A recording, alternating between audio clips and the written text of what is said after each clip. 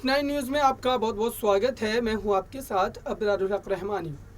शरद पवार जो कि एमवीए गठबंधन को बनाने में सबसे ज़्यादा योगदान देने वाले नेताओं में शुमार किए जाते हैं और ये भी माना जा रहा था कि जब शिवसेना पार्टी के साथ वो गए थे और एक गठबंधन का हिस्सा उन्होंने उनको बनाया था और ख़ुद भी उनके साथ गठबंधन में रहते हुए सरकार में शामिल हुए थे, तो ऐसा लग रहा था कि शिवसेना के साथ वो हमेशा बने रहेंगे। लेकिन अभी जो खबर आ रही है, सूत्रों के हवाले से बताया जा रहा है कि दरअसल शरद पवार अचानक से देवेंद्र फडणवीस से मिलने उनके घर पहुंचे हैं और ऐसे में देवेंद्र फडणवीस से उनका मिलना इस बात की ओर इशारा है कि ये महाराष्ट्र में एक बार फिर से नई सियासी उलटफेर आपको देखने को मिल सकती है। हालांकि शरद पवार एक बेहतर और अनुभवी नेता माने जाते हैं, लेकिन ऐसी क्या वजह रही कि उनको देवेंद्र फडणवीस से मिलना पड़ रहा है। हालांकि ये भी कहा जा रहा है, अंदरूनी खाने से जो खबर आ रही है, बताया जा रहा है कि दरअसल शरद पवार को आने वाले समय में शिवसेना के साथ रह करके राजनीतिक भविष्य अपना नज़र नहीं आता है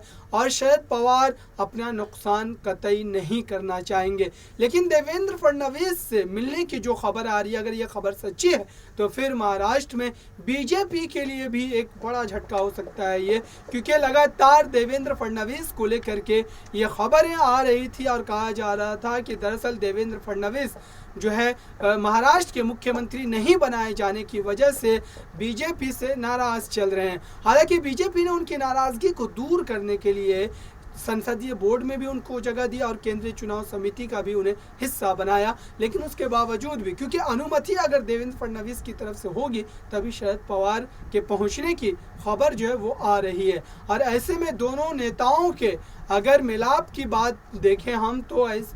महाराष्ट्र में एक बार एनसीपी